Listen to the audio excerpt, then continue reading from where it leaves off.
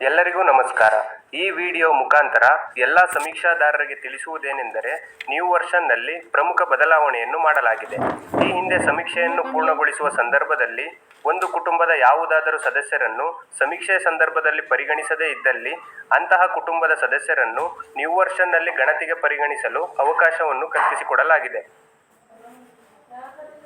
ಉದಾಹರಣೆಗೆ, ಸಮೀಕ್ಷೆ ಮಾಡುವಾಗ ಕುಟುಂಬದ ಸದಸ್ಯರನ್ನು ತಪ್ಪಾಗಿ ಡಿಸೀಸ್ಡ್ ಎಂದು ಪರಿಗಣಿಸಿದಲ್ಲಿ ಅಥವಾ ಗಣತಿ ಮಾಡುವ ಸಂದರ್ಭದಲ್ಲಿ ಕುಟುಂಬದ ಸದಸ್ಯರನ್ನು ಅಥವಾ ಕುಟುಂಬದ ಮಕ್ಕಳನ್ನು ಸೇರಿಸದ ಸಂದರ್ಭದಲ್ಲಿ ಅವರನ್ನು ಗಣತಿಗೆ ಪರಿಗಣಿಸಬಹುದಾಗಿದೆ.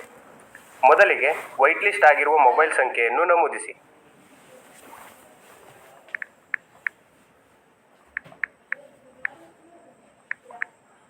ನಂತರ ಎಂಪಿನ್ ಅನ್ನು ಎಂಟರ್ ಮಾಡಿ.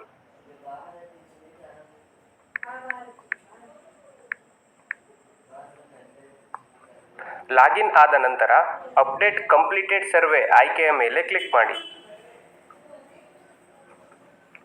ಸೆಲೆಕ್ಟ್ ಐಡಿ ಟೈಪ್ ಮೇಲೆ ಕ್ಲಿಕ್ ಮಾಡಿದಾಗ ತಮಗೆ 3 ಆಯ್ಕೆಗಳು ಪ್ರದರ್ಶನಗೊಳ್ಳುತ್ತವೆ.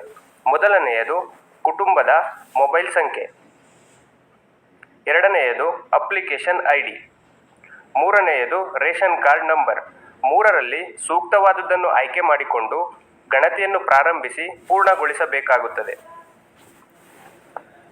ಒಂದು ವೇಳೆ ರೇಷನ್ ಕಾರ್ಡನ್ನು ಆಯ್ಕೆ ಮಾಡಿಕೊಂಡರೆ ಮೊದಲಿಗೆ ರೇಷನ್ ಕಾರ್ಡ್ ನಂಬರ್ ಅನ್ನು ನಮೂದಿಸಿ.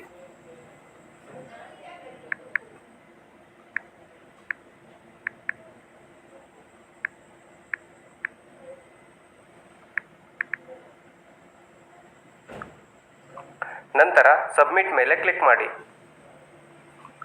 ಸಬ್ಮಿಟ್ ಮಾಡಿದ ನಂತರ ಕುಟುಂಬದ ಸದಸ್ಯರ ಹೆಸರುಗಳು ಪ್ರದರ್ಶನಗೊಳ್ಳುತ್ತದೆ.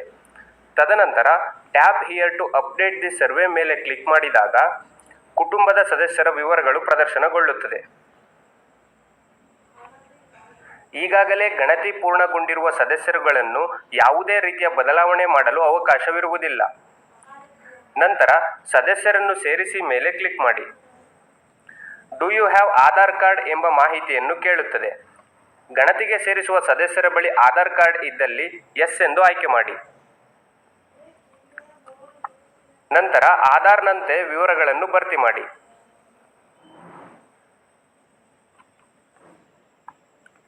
ನಂತರ ಇನಿಷಿಯೇಟ್ ಇ-KYC ಮೇಲೆ ಕ್ಲಿಕ್ ಮಾಡಿ ಆಧಾರ್ ಸಂಖ್ಯೆಯನ್ನು ನಮೂದಿಸಿ. ನಂತರ ಐ ಅಗ್ರಿ ಚೆಕ್ ಬಾಕ್ಸ್ ಮೇಲೆ ಕ್ಲಿಕ್ ಮಾಡಿ OTP ಅಥವಾ ಫೇಸ್ ಕ್ಯಾಪ್ಚರ್ ಎರಡರಲ್ಲಿ ಒಂದನ್ನು ಆಯ್ಕೆ ಮಾಡಿ. ಜನರೇಟ್ OTP ಮೇಲೆ ಕ್ಲಿಕ್ ಮಾಡಿ.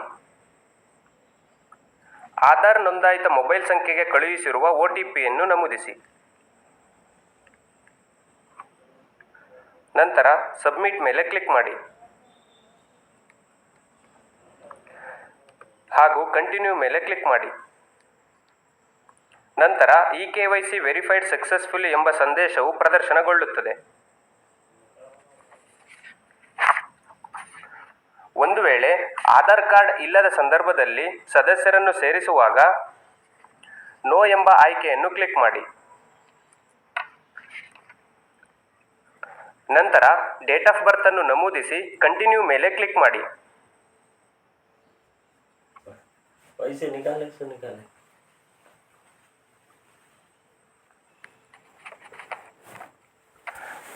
ನಂತರ ಬರ್ತ್ ಸರ್ಟಿಫಿಕೇಟ್ ಇದ್ದಲ್ಲಿ ಅಪ್ಲೋಡ್ ಮಾಡಿ, ಇಲ್ಲದಿದ್ದರೆ ಜೆಂಡರ್ ಆಯ್ಕೆ ಮಾಡಿ.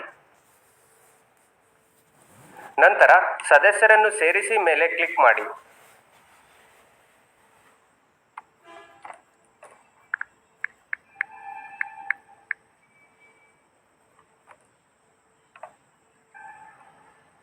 ತದನಂತರ ಮುಂದುವರಿಸಿ ಎಂಬ ಆಯ್ಕೆ ಮೇಲೆ ಕ್ಲಿಕ್ ಮಾಡಿ.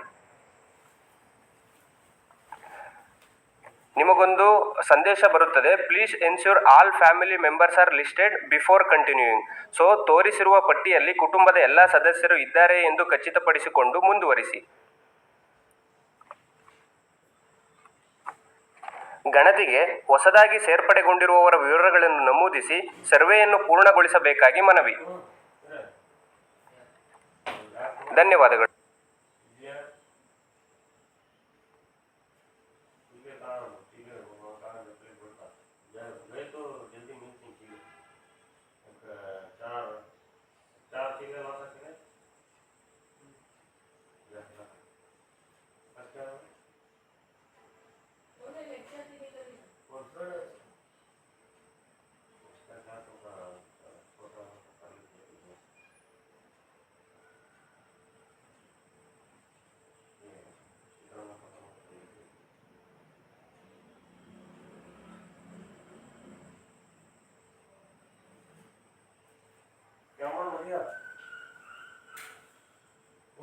ಕೊಟ್ಟಿದ್ದೇವೆ ನಾವು.